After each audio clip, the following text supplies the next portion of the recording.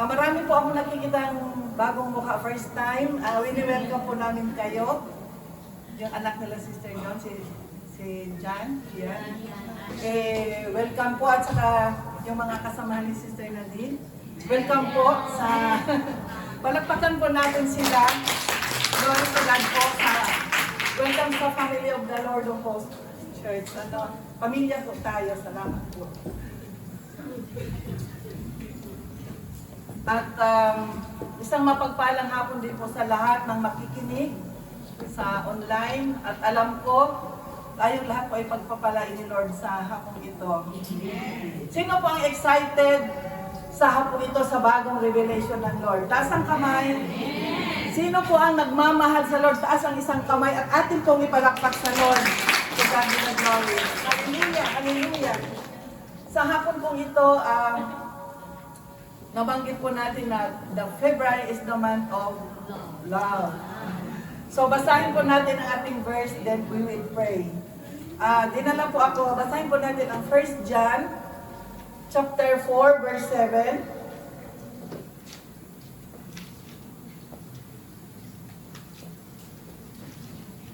Verse 7 to 13. Sabayan niyo po ako sa aking pagbabasa. 1 John chapter 4 verse 7 to 13. Ang sabi po dito, mga minamahal, mag-ibigan tayo sapagkat mula sa Diyos ang pag-ibig. Ang bawat umiibig ay anak ng Diyos at kumikilala sa Diyos. Ang hindi umiibig ay hindi kumikilala sa Diyos sapagkat ang Diyos ay pag-ibig. Inihayag ng Diyos ang kanyang pag-ibig sa atin nang suguin niya ang kanyang bugtong na anak upang magkaroon tayo ng buhay sa pamamagitan niya. Verse 10, ito ang pag-ibig. Hindi sa iniibig natin ang Diyos, kundi tayo ang inibig niya at sinugo ang kanyang anak upang maging handog sa ikapagpatawad ng ating mga kasalanan. Verse 11, mga minamahal, yamang gayon kadakila ang pag-ibig ng Diyos sa atin, dapat din tayong mag-ibigan. Walang taong nakakita sa Diyos kailanman. Ngunit kung tayo'y nag-iibigan, nasa atin siya at nagiging ganap sa atin ang kanyang pag-ibig. Verse 13, nalalaman natin na nanatili tayo sa Diyos at siya naman sa atin sapagkat pinagkalooban niya tayo ng kanyang espiritu. At aside po dito, meron pang isang verse na ating babasahin dahil tatalakayin din po natin sa Mark 11:25 to 26. Basahin po natin. Mark 11:25 to 26. Basahin ko po. Verse 25, kapag kayo'y mananalangin, patawarin muna ninyo ang nagkasala sa inyo upang ipatawad din naman sa inyo ng inyong amang nasa langit ang inyong pagkakasala. Ngunit kung hindi kayo magpatawad, hindi rin naman kayo patatawarin ng inyong amang nasa langit. Tayo panandali ang yumuko at tayo manalangin. O Father in heaven, in the mighty name of Jesus and the power of the Holy Spirit, Panginoon, pinupuri ka namin, dinadakila, tinataas sa aming kalagitnaan sa hapong ito. Dahil ikaw, Panginoon, ang aming dakilang bisita. Lord, sa hapon pong ito, ako'y nagpapakumbaba at humihingi po ako ng kalinisan sa inyong harapan, Panginoon, upang magamit mightily for your glory, maging channel o blessing sa iyong mga salita at sa aking mga kapatiran. Make me worthy, O God, sa hapong ito na maging daluyan ng iyong mga salita. At pagpalain niyo po ang iyong abang lingkod at inyong mga salitang mahayag sa hapong ito. Lord, we ask the guidance and the presence of the Holy Spirit na siya po ang manguna sa aming pag-aaral because apart from you, we can do nothing.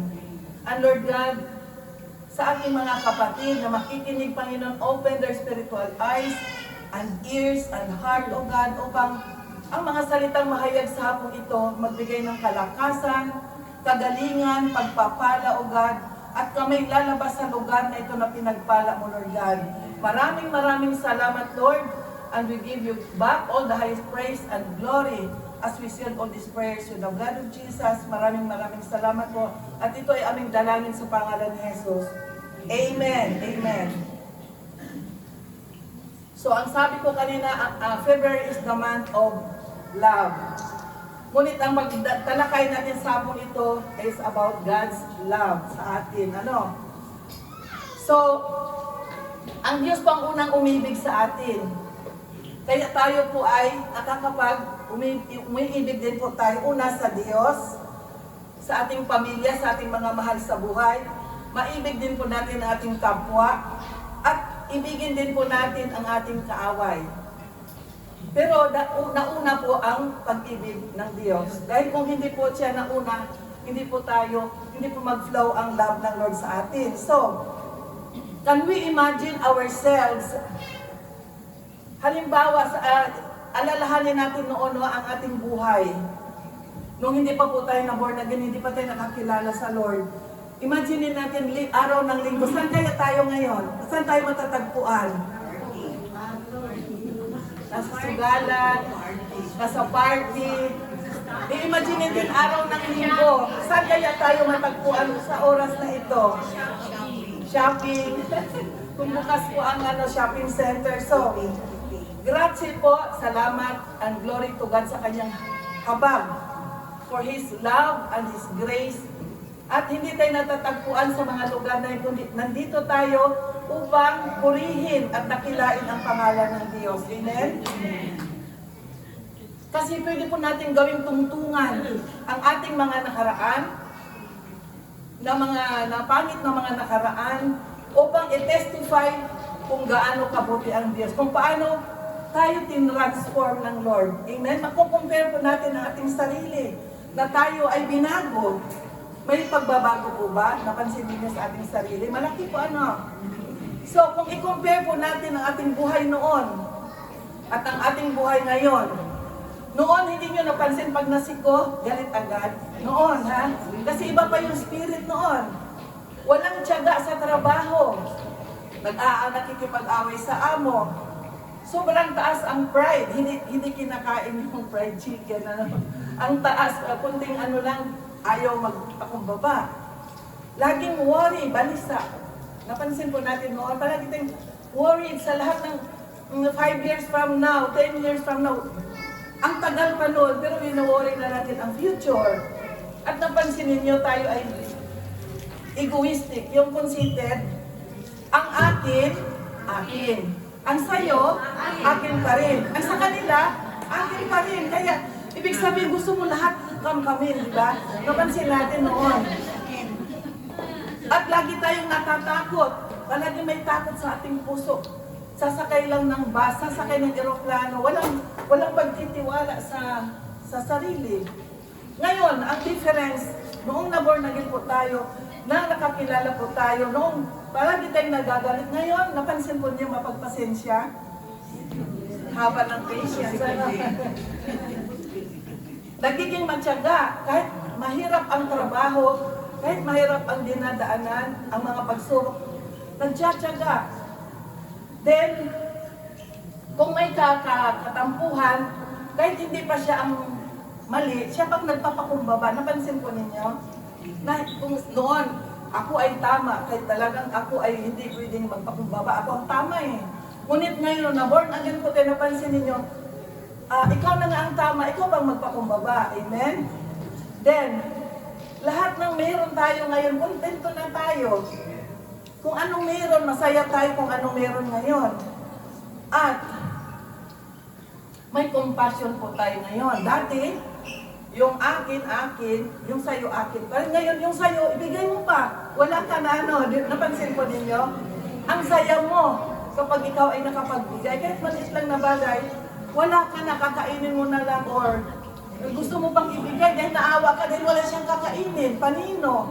May nakita ka na walang kinain. So, yung ikaw nakakain na, ibigay mo na yung meron ka. So, at ngayon, secured ang ating mga puso dahil alam natin, we trust God, na hindi tayo iiwanan, may pababayaan man sa ating mga buhay. So, We are transformed dahil sa dakilang pag-ibig ng Diyos.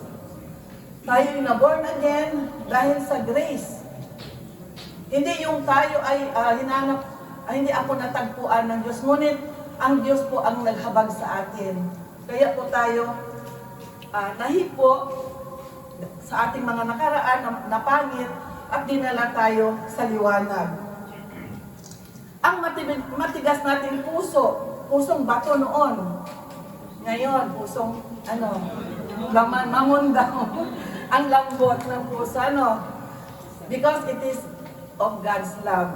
Yun nga ang sabi ng Ezekiel 36:26, yung mga pusong bato, papalitan ng Diyos ng pusong laman upang makasunod sa kanyang kalooban. Dahil ang pusong noon, talagang ang tigas ng taas ng pride, kaya pusong bato. So nagmamanifest po ang godly character nung naborn natin tayo, Jesus character, sa ating mga buhay. At dati, makita po natin na dati, ang isang kuripot, kahit isang kape hindi ka malibre, nung siya'y naborn natin, lahat ililibre niya, hanggat meron siya. Napansin po ninyo? Yung basta't meron siya yung mapagbigay. At ang dating masungit, ngayon palaging nakangiti. Kaya the difference nakikita, At dati, ang narinig mo palaging parolatsi lalo na sa mga trabaho. Ngayon, ayaw mo nang marinig yon. So may difference. Ang laki po ng difference noon at ngayon. So God transformed our lives because of love. Because of God's love in our lives. He forgive us in our sins and He give us hope. Kaya ang title po ng ating pag-aaralan today ay The Power of Love and Forgiveness. Sabihin po natin, the power of love and forgiveness. Ang sabi nila, o ang kasabihan, if you love, you forgive. But if you, ang sabi, if you love, you forgive, and if you forgive, you forget. Ngunit ang sabi ng iba, I forgive, but I don't forget. Hindi po valid yun. Kapag nag-forgive po tayo, i-forget na po natin. So, sabi pa nga kung minsan sa aming mga pastor, talaga pastor, promise, talagang pinatawad po na, wala na talagang natirang galit. Talaga pastor, talagang okay na sa akin. Ngunit nung nabanggit ang pangalan, nung kanyang katampuhan, kumukulo ang dugo. Ibig sabihin, meron pa Kaya ibig sabihin, pinatawad, pero hindi po pala, meron pa pong natira. So, at ang mahirap pa, iniiwasan, makasakay sa bus. Kasi katampuhan ibig sabihin, wala na talaga, pag nakausap ang pastor, talagang wala na, patawad na, talagang wala na sa akin yon. Kaya lang, iniiwasan niyang kasakay sa bus, sa metro, at lalo tigit, yung magkasabay niyang papasok dito sa kisa, papatiran pa yun, So, yun po ay kailangan na po ang inner healing. Kasi gusto man niya na, sabi niya napatawad na, okay na sa akin kasi nagkahingian na sila ng tawad, pero meron pa palang natira sa kanyang puso na hindi pa na-release. So, only the love of God can change the condition of our hearts. Kasi ang Lord, alam niya, kita niya ang ating mga puso. Tayo hindi natin kita. Ano kaya kung lagyan tayo ng mga mata na makita ang puso ng bawat isa? Away siguro, Yung ilagyan ka ng isang mata na makikita ang puso ng bawat isa sa atin. Alam mo na, galit sa'yo, away na. So, talagang glory to God at hindi tayo binibigyan ng additional eyes na makita ang puso ng bawat isa. So, if you fill your heart with love, you will find strength to forgive para maka-move on. Kaya, kailangan i-fill po natin ang ating heart with love. So, ngayon talakayin po natin the power of God's love. Yung ating verse kanina, ang sabi ng 1 John 4:7 and 8, ang sabi po niya, mga minamahal, mag-ibigan tayo sapagkat mula sa Diyos ang pag-ibig. Ang bawat umiibig ay anak ng Diyos at kumikilala sa Diyos. Ang hindi umiibig ay hindi kumikilala sa Diyos, sapagkat ang Diyos ay pag-ibig. So, self-explanation, ang sabi ng ating verse, mga minamahal, mag-ibigan tayo sapagkat mula sa Diyos ang pag-ibig. Ang bawat umiibig ay mula sa Diyos. Ang hindi umiibig ay hindi sa Diyos. Ang hindi kumikilala ay hindi umiibig. So, ang hindi umiibig ay hindi kumikilala sa Diyos sapagkat ang Diyos ay pag-ibig. Nang ma-born again po tayo, ang kumilos po ay ang pag-ibig ng Diyos. Mahal po tayo ng Lord. Kaya hindi po natin maunawaan bakit tayo nabiglang na-born again. Because God loves you, God loves me. So, kaya napupuspos po tayo ng fruits of the Holy Spirit nung tinanggap po natin ang Panginoong Hesus sa ating mga buhay, na sa ganun mag-reflect po ang Christ-like character sa ating mga buhay at nagkikitaan po ng bunga ang ating mga buhay. So, nung tinanggap po natin ang Panginoong Hesus, nagkaroon po ng pagbabago ang ating buhay dahil ang pag-ibig ng Diyos na po ang kumikilos sa ating mga, the power of His love.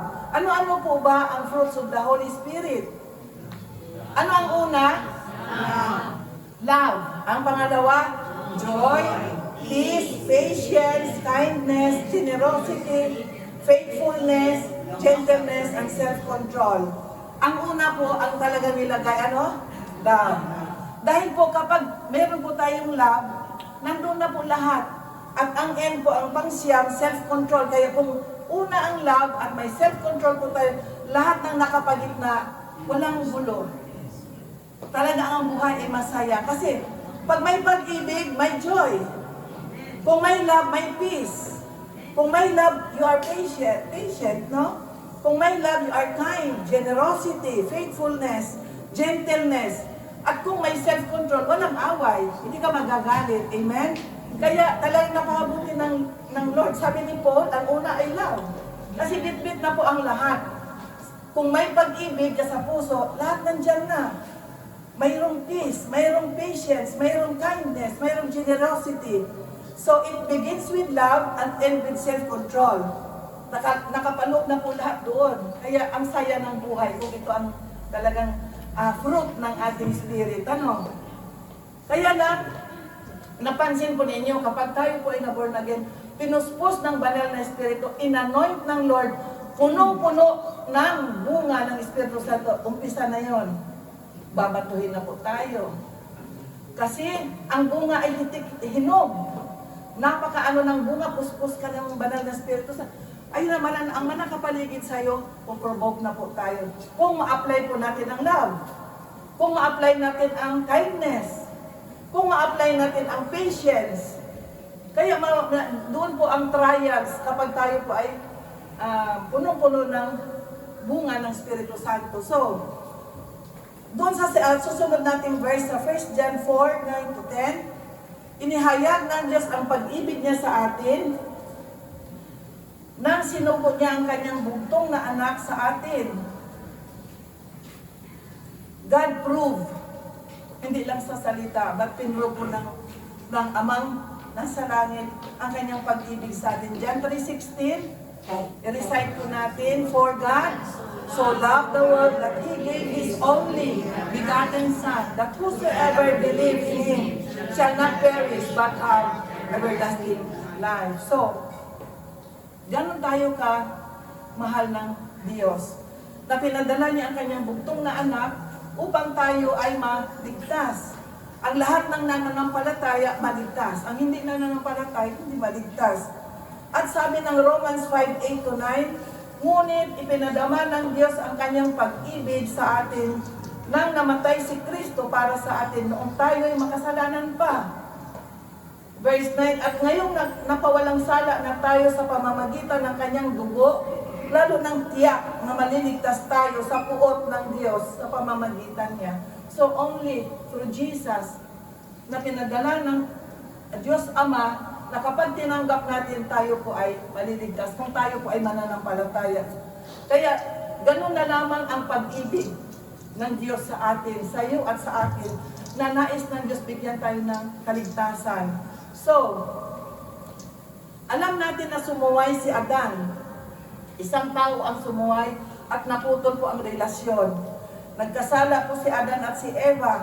Naputol ang relasyon ng tao sa Diyos. Ngunit, ganun na lang ang pag-ibig ng Diyos na sa isang tao binayaran din ang kasalanan. Through Jesus Christ na ipinako sa krus ng Kalbaryo upang bayaran ang ating mga kasalanan na tayo ang dapat mapako dahil tayo ang nagkasala. Ngunit sa pag-ibig ng Diyos sa atin, tayo po ay pinatawad, pinawalang sala para hindi po tayo mapahamak. Ganun tayo kamahal ng Diyos. Ito po'y maihambing natin para mas maunawaan natin sa isang pagmamahal ng isang ina, ng isang magulang. Di po ba ang magulang, meron pong unconditional love? Yung para mas madali natin maunawaan. Napapansin po natin ang pagmamahal ng magulang sa anak. Ibibigay sa anak ang lubos na pagmamahal, pag-aaruga, parent sacrifice for his children. Lahat ng needs gawin niya at gawin niya ang lahat ng makakaya, ma-provide lang yung pangangailangan ng anak. Sino pong agree? Na ang mahal po natin ang ating anak, na kung minsan wala na tayo, basta't meron lang ang anak, lalo tigit sa Pilipinas, ang magulang nandito 12 hours a day para lang magtustusan ang pangangailangan ng mga anak kasi ganun niya kamahal. Even ang magulang, ang anak, meron iPhone 15 sa Pilipinas. Yung nanay na nandito, iPhone 8. iPhone 5. Kaya ang best palagi ang binibigay ng magulang sa kanyang mga anak. Yun ay unconditional love. Kapag may sakit po ang ating mga anak, may problema, tayo po ay binibigay natin ang care. Kahit na-absent sa trabaho, basta yung pangangailangan ng anak, matustusan yung pagmamahal sa anak. So, nakakaya ng magulang lahat ng hirap at sakripisyo para sa mga anak. Kaya, ang role ng parents, kagaya po ng spiritual na ang Diyos Ama nais niya na tayong lahat ay hindi mapahamak, kundi mapabuti. Kaya dinidisiplina ng Lord ang mga anak niya sa spiritual. Ganon din ang mga magulang natin, dinidisiplin tayo para mapabuti ang future, hindi po tayo ini-spoil. So, pag in spiritual, God cared for us because He loves us. Kaya ang sabi nga sa John 15:7, kung mananatili ka sa akin at mananatili ang salita ko sa iyo, hingin mo ang iyong maibigan at ito ipagkaloob ko. Ang pananatili din dito, hindi lang sa salita, dahil ang Diyos ay pag-ibig. Kung mananatili tayo na may relasyon sa Diyos, hingin natin ang ating maibigan at ito ipagkaloob. Ganon din ang mga magulang, di po ba? Kapag ang magulang at ang anak may relasyon, okay ang kanilang relasyon, may pag-ibig, lahat ng hingin ng anak, ibibigay. Subukan mo man na kumiwalay sa magulang. Nag-away kayo, taas ang pride, ayaw bumalik sa magulang. Ano mangyari? Di po ba pabayaan din ng magulang? Naputol ang relasyon, wala nang connection. Ganon din po tayo sa Diyos. Kapag tayo po ay umalis sa kamay ng Diyos, hindi na po tayo nananatili sa kamay ng Diyos, sa pag-ibig ng Diyos, putol. Wala na. Iba na po ang sasalo sa atin. Kaya mananatili tayo sa pag-ibig ng Diyos upang tayo po ay patuloy na pagpapalain at maranasan natin ang kapangyarihan ng Diyos. So, 1 John 4:11, verse 11, ang sabi, mga minamahal, gayon kadakila ang pag-ibig ng Diyos sa atin, dapat din tayong mag-ibigan. Anong utos ng Diyos? Dapat mag-ibigan. Love each other, no? So this is a reminder of how profound God's love to us, and it's our duty to extend kindness, compassion, and love to others, and forgiveness to others. Dahil mahal natin ang ating pamilya, mahal natin ang ating mga kaibigan, ang ating kasamahan sa work, sinishare po natin kung gaano kabuti ang Diyos. Kaya sinishare po natin ang salvation. Ang una po sa ating family. Kaya ganun din po natin sila kamahal. Kaya ang sabi ng utos ng Diyos, mag-ibigan kayo. Mga minamahal, kayo na lamang kadakil ang pag-ibig ng Diyos na dapat ang utos ng Diyos kayo'y mag-ibigan. So, let us strive to love one another with the same selfless love that God bestowed upon us. Yung ang pag-ibig natin, si-share po natin, i-manifest po natin sa ating mga mahal sa buhay. Kung hindi pa sila born again, i-share po natin sa ating mga mahal sa buhay, kasama sa trabaho, at sa ating mga mahal sa buhay, mga kaibigan. Hindi nakikita ang Diyos, ang sabi. Ngunit sumasa iyo, ay basahin natin ang verse 12 and 13. Walang nakakakita sa Diyos kailanman, ngunit kung tayo'y nag-iibigan, nasa atin siya at nagiging ganap sa atin ang kanyang pag-ibig. Dahil pinagkalooban niya tayo ng kanyang espiritu, sumasa atin ang Diyos. Nagmamanifest. So anong sabi? Hindi natin nakikita ang Diyos? Sino ba ang nakakita ng Diyos? Invisible. Ngunit ang sabi,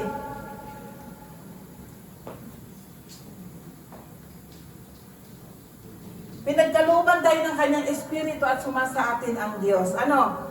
Kaya yung presence ng Lord nasa bawat isa, kaya yung action po natin, nakikita na po ang Diyos, no, sa ating mga, nagmamanifest sa ating mga buhay, kaya nga Christ-like character. Dahil hindi natin makita ang Diyos, pero nakikita natin through our lives, through the power of the Holy Spirit. Kaya ang criminal, anong espiritu ang sumasa kanya? Nagmamanifest kasi yung spirit, ang sabi ko. So ang criminal, anong espiritu ang sumasa kanya? Di ba espiritu ng diablo?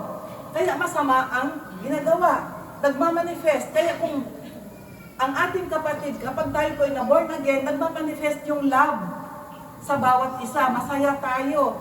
Dahil ang Holy Spirit, ang fruits of the Holy Spirit is upon us.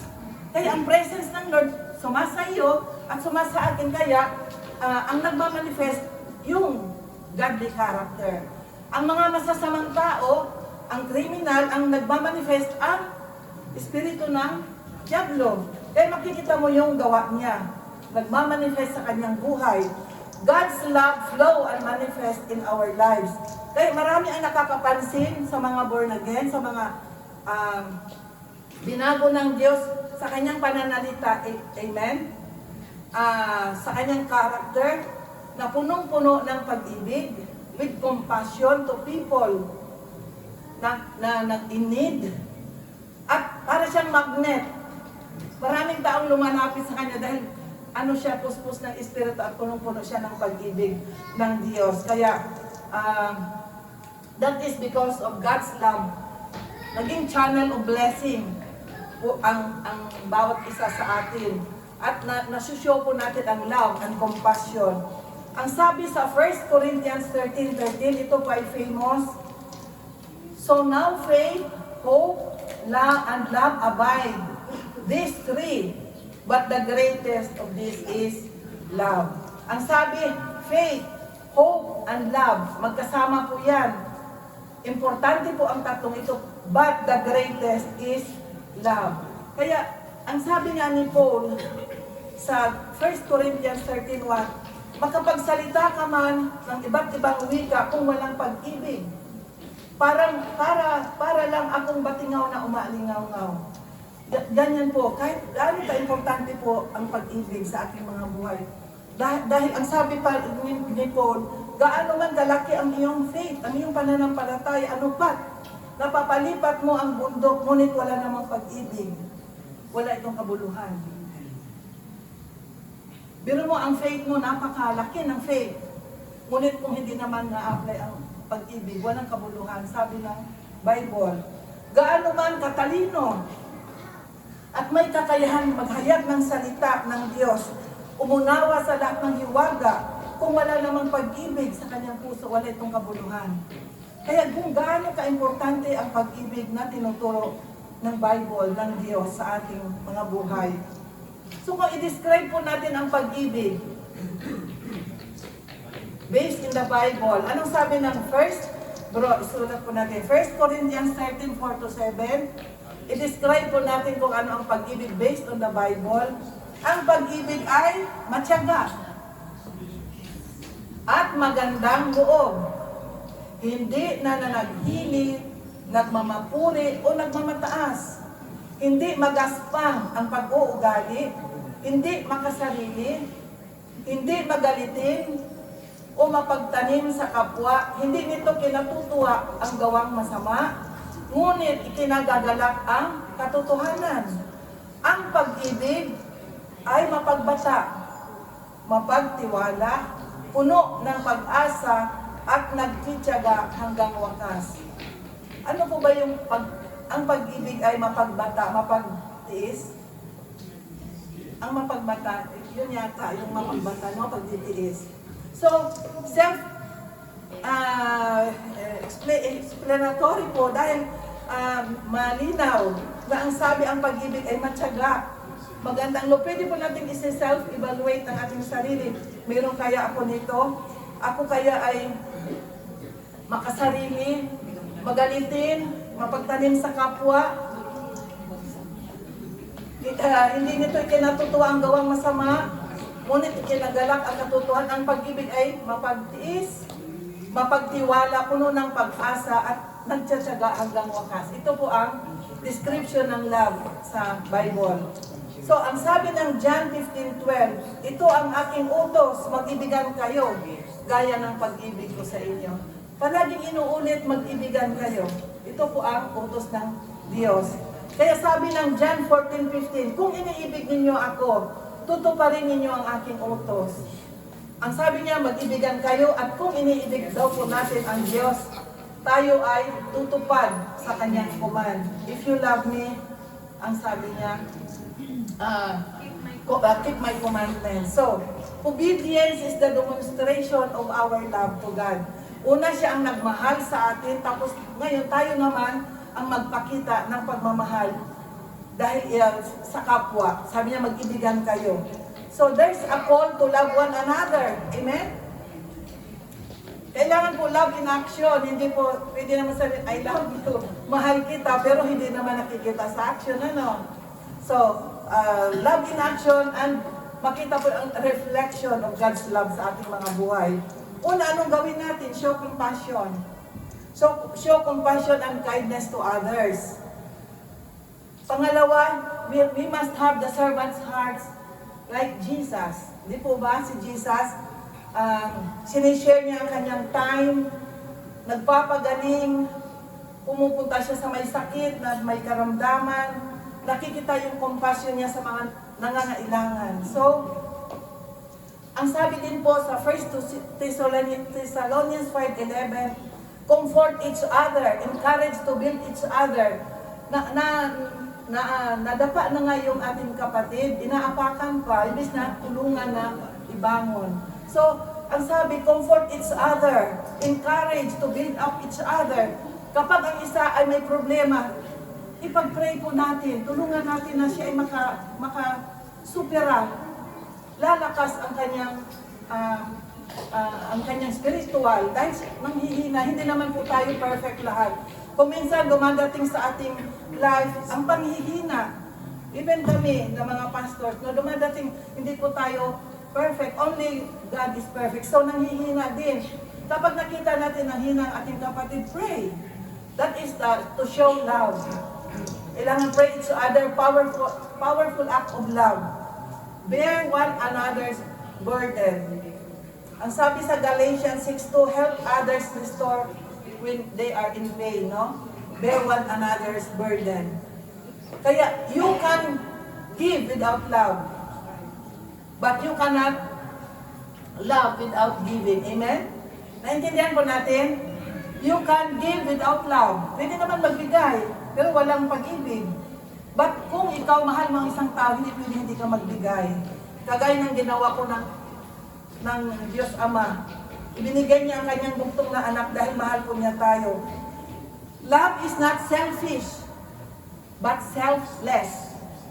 Yun po ang pag-ibig. Kagaya kay Jesus, always binigay niya ang kanyang buhay sa atin. So, ang sabi ng Galatians 6:7-9, yung pagbibigay, kasi binanggit natin na we can give without love, but love without giving hindi pwede. Kailangan magbibigay pag mahal natin ang tao. So, Giving is like planting. If you plant, you reap.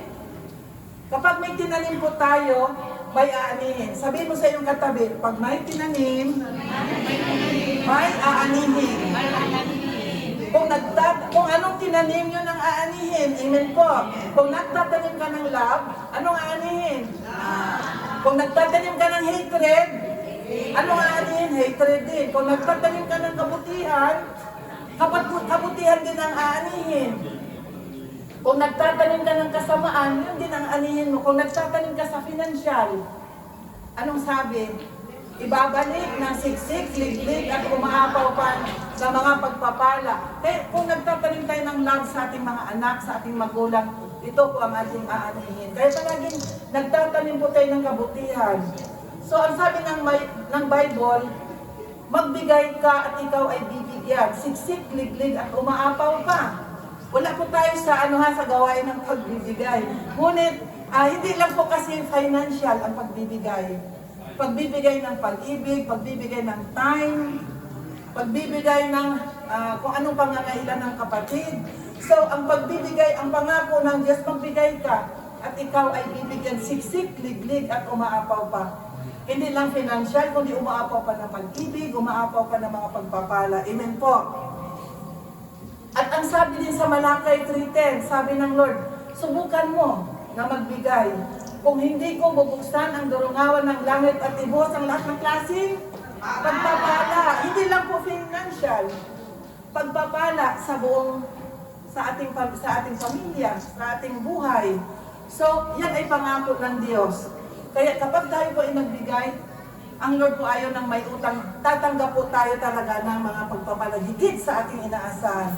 Kaya next week ay February 14, you give because you love. Hindi yung give lang na wala galit lang, walang pagmamahal. You give love sa mga girlfriend, sa mga asawa.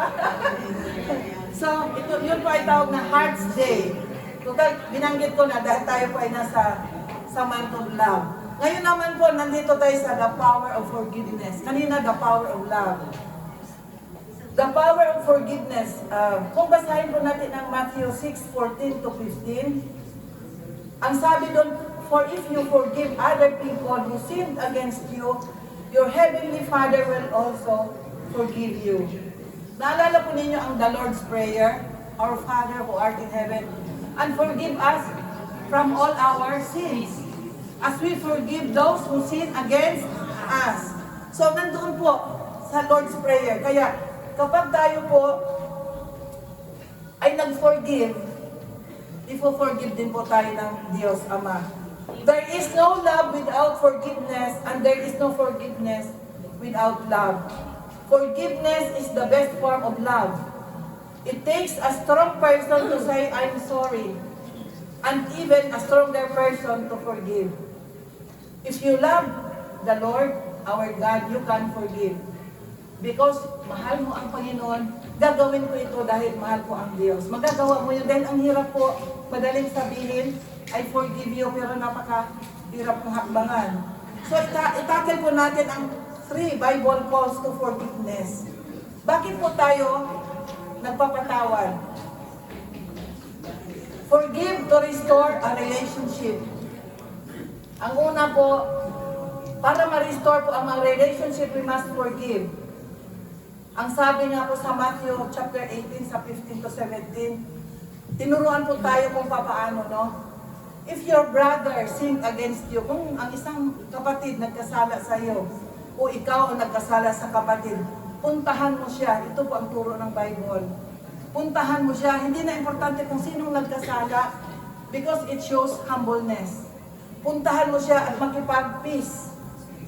Kung hindi ka bubuksan ng pinto o hindi ka pansinin, tinawagan mo na mag-appointment at ayaw kanyang pansinin, punta ka sa church at makiusap sa mga pastor na tulungan ka na makipag-ayos sa iyong kapatid or sa mga elders to gain again the relationship to your brother. Kung ayaw pa rin niya, nandyan kasama ng pastor, elder, ayusin kayo at ayaw pa rin niya, ang sabi ng Bible, if they will not listen, treat them as pagan. Talaga wala nang magawa, ginawa mo na ang lahat ng pakumbaba, nagpasama ka pa ng elder, ng pastor para makapag-reconcile.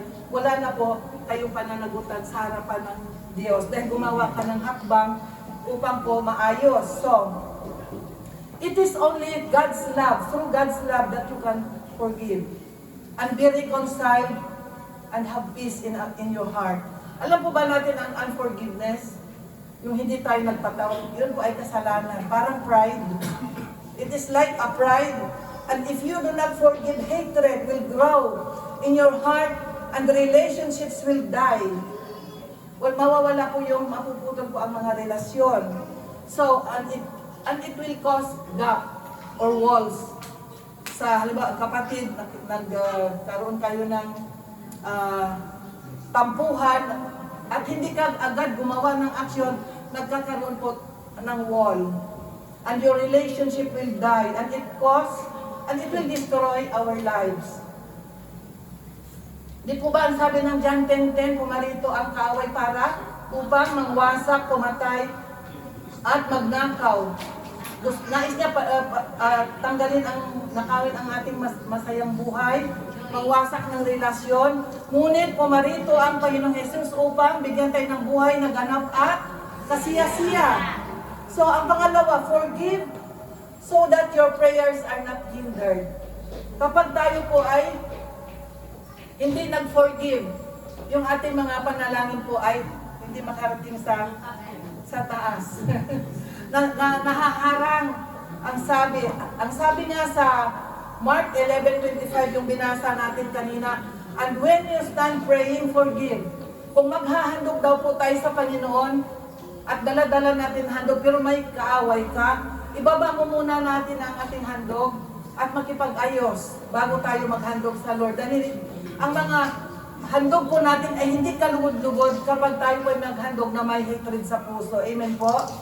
We cannot pray effectively unless we forgive.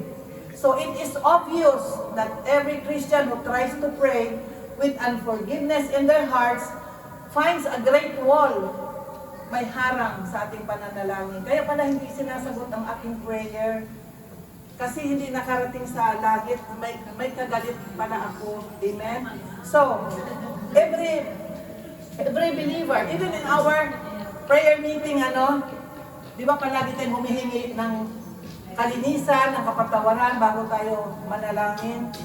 Dahil kahit isa lang na may hatred sa circle ng pananalangin, ito ay harang sa harapan ng Diyos. Dahil ang Diyos po ay banal. At naririnig po ang ating pananalangin kung tayo po ay may malinis na puso. So, ang mananampalataya ay sinisikap mamuhay ng may kabanalan at ng may malinis na puso. So, ang pusong may unforgiveness, may hambing sa pusong puno ng dumi, gaya ng kalkare, na habang tumatagal, kumakapal, at mahirap ng alisin. Even gamitin mo pa ang biyakal. Dahil may unforgiveness, tapos, manihambing nga po yung, habang tumatagal yung kalkari, kumakapal na kumakapal. Ganon din po ang unforgiveness sa ating puso. Kailangan po mag-forgive. Amen po? So, kaya kung may katampuhan po tayo, huwag nang patagalin. At ayusin na agad para hindi na tumigas ang puso. At babalik na po yung relasyon, magiging masaya ang bawat isa. So, sabi ng Bible, kung magalit ka, huwag palampasin ang araw at makipag-ayos na upang huwag magkasala. Kapag tayo po may katampuhan, makipag-ayos na po tayo kaagad. Within that day, huwag nang palampasin ang gabi na nag-aaway. Kaya, asan si Brother Boy? Pag nagtatampuhan kami ganyan, at mainit ang isa, lalamig yung isa. Kasi kung hindi, talagang World War. So, World War talaga. So, anong sabi? Huwag daw palampisin ang gabi. Kapag na may kagalit, kailan humingi ng sorry. So, ang pangatlo, forgive so you do not grieve the Holy Spirit. Alam po ba natin nag-grieve ang Holy Spirit? Kaya hindi po tayo makapag-pray. Dahil ang Holy Spirit po nag-grieve sa ating buhay. Ano yung grieve? Nagdadalamhati. Nasasaktan ang Holy Spirit kapag may kaaway po tayo. Kaya ang sabi nga sa Ephesians 4:30 to 32, huwag ninyong dulutan ng pighati ang Espiritu Santo sapagkat ito ang tatak ng Diyos sa inyo, ang katibayan ng inyong katubusan pagdating ng araw. Huwag nating dulutan ng pighati ang banal na Espiritu Santo. Kaya dapat kung may kagalit tayo, makipag-ayos na kaagad. When we do not forgive, we grieve the Holy Spirit, but when we forgive, the Holy Spirit flow upon our lives and He can empower us. Kaya gaano ka strong ang forgiveness? Ang sabi na if we forgive, the Holy Spirit will flow upon our lives at bibigyan pa tayo, He can empower us. He give us strength. We can forgive because we have been forgiven. Una, forgive na tayo ng Lord. No? Sabi sa Colossians 3:13, we can forgive because we have been forgiven. And it is the grace of God and faith in Him that fuels forgiveness in every believer. Ngayon naman po, ano ang benefits na maa-attain natin kapag nag-forgive? May mga benefits ang forgiveness. Nag-release tayo ng forgiveness. Number 1, healing. Healing in physical, emotional, and spiritual. Bakit physical healing ang idudulot ng nagpapatawad kapag ikaw nag-release ng forgiveness? Because it lowers blood pressure. Kapag walang kaaway, hindi po high blood, di po ba? Stai molto bene. Kung kasundo ang lahat, walang naha-high blood, you can sleep well. Di po ba? Pag wala tayong katampuhan, siguro, may katampuhan ka, yung katampuhan mo tulog, ikaw ay gising. Dahil hindi ka makatulog dahil nag-arabyata, alburoto. So, hindi po daw maganda kay release forgiveness para po stay bene at makatulog na, hindi na kailangan yung pampatulog na pastilya. So, it improves mental health. Hindi ka nag-iisip kaya it improves mental health. Forgiveness allows our brain to produce more oxytocin so that you have less fear. Wala kang takot. You have the ability to move on. Kaya importante po yung forgiveness. Amen? Amen. Ang pangalawa, emotional healing. Bakit ma-heal tayo emotional? Walang stress. Di po ba? Walang bulubot ang mukha. Walang worries. Emotional worries, lalong nag-glow ang ating face, no? Ang Spirit of God nag-flow, nag-glow sa ating buhay. So, you have peace in mind. Kaya emotional healing, kung nag-forgive tayo, peace in mind. Nakakatulog. It improves our self-esteem or self-confidence. Hindi ka umiiwas sa mga tao, nakagalit mo. So, sa emotional, nahihil ka, wala kang iniiwasan, wala kang kinatatakutan. Kahit saan ka pupunta. And you release negative feelings. Wala kang mga negative na iniisip. Kaya, sa emotional, you are healed. Letting go of negative feelings towards yourself. Walang self-condemnation. Kaya, you are at peace. Ang sabi, if you are hurt by words spoken, it will be healed by words also, like I'm sorry, or forgive me, with sincerity and humbleness in your heart. Kaya yung salita, kumisan nadadaigan pa yung sinusuntok. Dahil ang salita, tumatago sa puso, nasasaktan. Then, ano ang makahil? Words din. Kapag lapitan ka, sorry. Di ba nababawasan yung bigat sa puso? Kaya kung nasaktan ka by salita din ang makapaggamot. So, I'm sorry, forgive me. Kaya kung hindi talaga makuha sa mga salita, magpa-schedule na po tayo kina Pastor sa inner healing. Kasi yun po ay hindi makukuha. Ang Lord po kita niya ang condition of our hearts. Kaya kailangan po inner heal ang kailangan. So, spiritual healing. Kapag po nag-forgive po tayo, ang Panginoong Ang Panginoong Diyos, ipo-forgive din po tayo. Kung minsan, nagkakasala tayo dahil hindi na wala naman taong perfect. Nagkakasala tayo sa Diyos, nagkakasala tayo sa kapwa nating tao. So, napuputol po yung intimate relationship natin. So, repent. Ask forgiveness to God. Babalik po yung connection sa Lord. Kaya, babalik yung spiritual init at ang presence ng Lord sa ating buhay. So, the free moving of the Holy Spirit, babalik lang po kapag tayo nagpapakumbaba at humingi po ng tawad. Pangalawa, sa benefits of forgiveness. Kanina, una, healing. Restoration of relationship. Kapag tayo po ay nag-forgive, nare-restore po ang ating relationship kasi halos sa pamilya, doon nag-uumpisa po minsan yung mga tampuhan.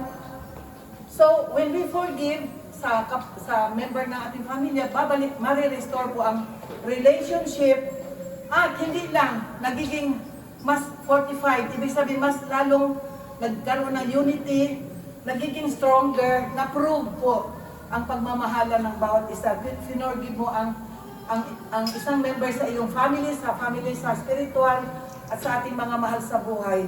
Because if we forgive, we forget. Kasi ang iba kasi nag-forgive na, hindi pa na-forget. Kaya balik-balik po yung kaya if we forgive, forget na po yung past. Amen po? Kaya sabihin mo sa iyong katabi, if you forgive, you must forget. Forget the past. Amen? Another benefit. Pangatlo, benefits of forgiveness. Ano pa ang benefit kapag nag-forgive po tayo? If you forgive, there's transparency and trust restored. Sabi nila, hindi na talaga babalik yung pagtitiwala. My few. Kasi nga, pero dito sa katuruan, if you forgive, there is already transparency. Babalik po yung tiwala, pero ang tagal po. Kasi kailangan akbangan. So, being transparent is about being honest na. Kung hindi naging honest, naging transparent ngayon, maging honest na. Straight up and never hiding who you really are. Hindi na plastic. Kung nag-plastic noon, hindi na ngayon. Transparent na. At hindi na po mapagpunwari. If you got a transparent personality, you aren't afraid. Hindi ka na afraid mag-admit ng iyong mga mali. Kasi yun ay humbleness. Nagkamali ako, hindi na kailangan na yung magpataasan ka ng pride. Kahit kung minsan ikaw na ang tama, ikaw pa ang magpakumbaba dahil nalulugod po ang Diyos doon. Amen. Pang-apat po, benefits of forgiveness. When you forgive, there's peace. There is joy and there is love. Kaya, if we forgive, marami pong benefits. Magkaroon po tayo ng kapayapaan. Amen? Magkaroon po tayo ng joy sa ating paglilingkod at ang overflowing love of God. So, you can live a happy, healthy, wealthy, and holy life with God. Yun po ang best life as long as we live. Yung living a happy, healthy, wealthy, and holy life with God. So, there is contentment and peace. Ang sabi po, true love forgives. Ang sabi ng 1 Corinthians 13:5, love keeps no record of wrongs. Hindi po nire-record. Ito ang mali mo, nakalista. Itong mali mo sa mga mag-asawa, no? Nakapag nag-away, lahat, nakalengko. Kasi ang sabi sa 1 Corinthians 13:5, love keeps no record of wrongs. Erase, delete, kapag nag-forgive na po tayo. Then love covers a multitude of sins. Di po ba? Kapag ang love po, kalimutan na lahat yung mga, kasi naghingi na siya ng forgiveness. So kalimutan na yung ang love na ang nag-cover. Ang sabi ng awit 86 verse 5, You Lord are forgiving and good, abounding in love who call to you. Sa Matthew chapter 18 verse 21-22, di ba sinabi ni Peter kay Jesus, Peter asked Jesus, Lord, how many times shall I forgive my brothers or sisters who sins against me? Tinanong ni Peter, ilan daw beses, sabi? ang sagot ni Jesus? 7 times? Sabi niya, seven times po ba? Sabi ni Peter, no? Ang sagot ni Jesus said 77 times 7. Anong ibig pong sabihin? That the reply or the response of Jesus means forgiveness should not be limited. Hindi po limitado na hanggang dito lang ako mag-forgive. Ang ibig pong sabihin sa 77 times 7, that forgiveness should not be limited or counted. Because it is the nature of God, no? Because God is love, palagi pong nag-forgive. Walang limit ang forgiveness, mga kapatid. Sabihin mo sa iyong katabi, walang limit ang forgiveness. At dito po, kinuwento po ng Panginoong Hesus ang isang talimhaga kay Peter. Sabi niya, may isang lingkod ng hari na hindi marunong magpatawad. Sa Matthew chapter 18 verse 23, no? May utang siya sa hari na 10 milyon. Nagmamakaawa siyang bigyan ng tempo na makabayad at pumayag ang hari. Pinatawad siya sa kanyang utang. At nahabag ang hari dahil siya ay lumuhod, nagmakaawa dahil wala siyang ibabayad. Naniningil na po yung hari sa lingkod, isang lingkod. Then pagkatapos ng tagpong yon, umalis siya at nakatagpo niya ang kapwa niya manggagawa na may utang sa kanya. Siningil niya ito at sinakal pa. At upang magbayad. Hindi niya ito pinatawad, hindi niya kinahabagan, at pinabilanggo pa. So, lahat ng mga nakakita, sinumbong nila ito sa hari, ang lingkod na ito. At sinumbong nila ang nangyari at nagalit ang hari. Sabi niya, ang sama mo. Ikaw ay aking pinatawad, kinahabagan, ngunit ang kapwa mo manggagawa na may utang sa'yo, sinakal mo pa, hindi mo pa pinatawad, hindi mo kinahabagan, at ipinabilanggo mo pa. Kaya ang sabi ng hari, ikaw ay ipapabilanggo ko hanggat ikaw ay makabayad. Kaya sabi niya, ganun din ang sa kaharian ng Diyos. Ikaw ay kinahabagan, kinaawaan, pinatawad, ngunit ganun din ang gawin mo sa iyong kapwa. Mahabag ka, kaawaan mo kung may utang sa iyo. Kaya, yun po ay lesson sa atin po na kinahabagan nga tayo ng Diyos. Tayo pa kaya na hindi mahabag sa ating kapwa kung humingi ng tawad. So, anong mga hakbang na gawin natin upang tayo patawarin? Simple lang po, magpakumbaba. Aminin na tayo'y nagkasala. Humingi ng tawad. Ask forgiveness. Then, repent and put into action at hindi na uulitin. Yun po ang mahakbang upang tayo ay patawarin ng kapwa nating tao at sa Diyos. Dahil tao lang po tayo na mahina. Walang perfect, no? Sa tao, only God is perfect. Nagkakasala po tayo dahil nakaapak pa po tayo sa lupa. Kaya, nagkakaroon po tayo ng mga mali, mga kasalanan. God is glorified when we forgive, and Jesus was the best example because of Jesus Christ, we are forgiven. Ang kasalanan ng buong mundo ay pinasa ng Panginoong Hesus. Ipinako siya sa krus na dapat tayo yung ipapako sa krus dahil sa ating mga kasalanan. Imagine, napanood po ba natin yung film ni Jesus? Na nung pinako siya sa krus, kung gaano ang hirap ang kanyang dinanas na dapat tayo po ang magbata. Nakakaiyak yun, yung pag nakita natin yung film. So, but God take it all. Our sins are forgiven because of what He did in the cross of Calvary. And we become a new creation. Binago tayo ng Diyos. Iniligtas. Nilagay sa isang lugar na ligtas. Na dati, nandun tayo sa kadiliman. And we must be always grateful. Maging faithful, being obedient and a child of God. Let's remain faithful, obedient, filled with His love. And we will remain till the end habang hinihintay natin ang pagbabalik ng Diyos. At ang basagan ng pagpapala ng Lord ay ibubuhos niya sa ating mga buhay. Sabihin mo sa iyong katabi, ganyan tayo, kamahal ng Lord. Na dapat tayo ang magbata, ang Panginoong Jesus ang nagbata. Palakpakan po natin ang Diyos. Hallelujah! Malapit na po tayong matapos. God's love shows us how to forgive. His forgiveness shows us how to love. The power to forgive comes from the power of love. And dapat po, ang pag-ibig at pagmamahal galing palagi sa puso, tao sa puso, no? Hindi yung pakunwari. So if you have God's love in your heart, you can forgive. And you can even forgive your enemy.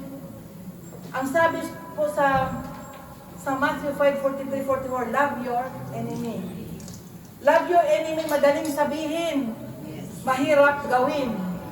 Pero ito ay utos ng Diyos. Magagawa mo ito dahil sumasa iyo ang Espiritu Santo. Talagang sinusubukan po tayo, ang hirap. Madaling sabihin, love your enemy. Pero nandyan ang iyong galit, no? Love your enemy, sabi ng Lord. Pero kapag sinabi mo, Lord, gagawin ko ito because of you, magagawa po natin. Dahil hindi mo na gawin para sa kaaway eh. You want to glorify God. You can do it. Because of His presence, because of His love. Mahalin ang ating kaaway, kaya dapat kaya nating gawin dahil sa grace ng Lord at dahil mahal natin ang Diyos. Sabi nga sa Romans 12:21, daigin ninyo ng mabuti ang masama. Ito po ay nabanggit kahapon sa prayer meeting. Daigin ninyo ng mabuti ang masama. Gawan mo ng mabuti ang gumagawa sa iyo ng masama. Napakadaling sabihin, mahirap gawin. Ang sabi, gawan mo ng mabuti ang gumagawa sa iyo ng masama upang mapahiya siya. Hindi yung gumagawa lang ng mabuti, ang gantihan mo ng mabuti. Dahil mas nag-glorify ang Lord kapag gumawa tayo ng mabuti sa gumagawa ng masama sa atin. Amen? Nag-glorify dahil nakikita po ang pagkilos ng Lord sa ating mga buhay. Nakakaya natin because of His love. Hindi natin alam anong mangyari sa araw ng bukas. Mas maganda na wala tayong kagalit. Kagalit sa pamilya, sa kapatiran, at sa mga kaibigan. Kaya mas maganda na walang kaaway. Amen po? Kahit saan tayo pupunta, masaya ang buhay. If God is with us, all things are possible. Amen? Posible po ba na mahalin ang kaaway? Walang sumagot. All things are possible with God. Sabi na lahat ay posible sa Diyos. Kaya kaya natin mahalin ang kaaway. Amen po?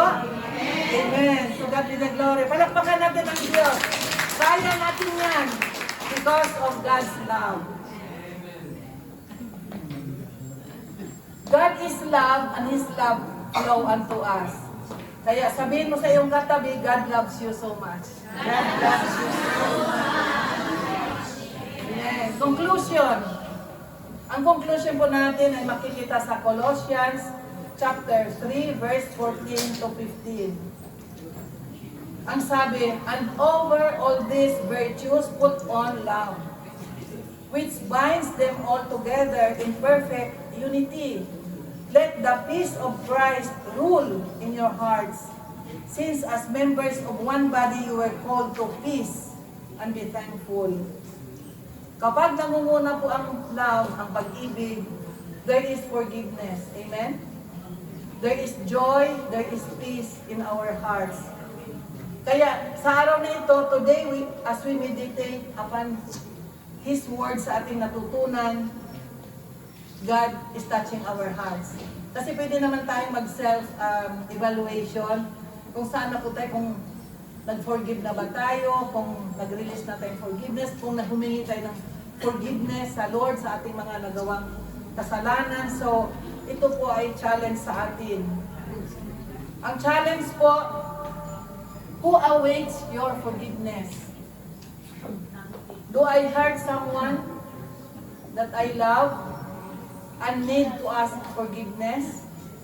Or do I have to release forgiveness to someone I've hurt? Pwede nating muni-munihin, no? Then, huwag kang mag-alala because the power of God's love is in you, so you can love and forgive. Amen? Glory to God. Hanggang dito na lang po, at to God be the glory. Tinatawagan ko po ang music team upang tayo po ay aawit, purihin po natin ang Diyos, at tayo po ay manalangin after. Hallelujah.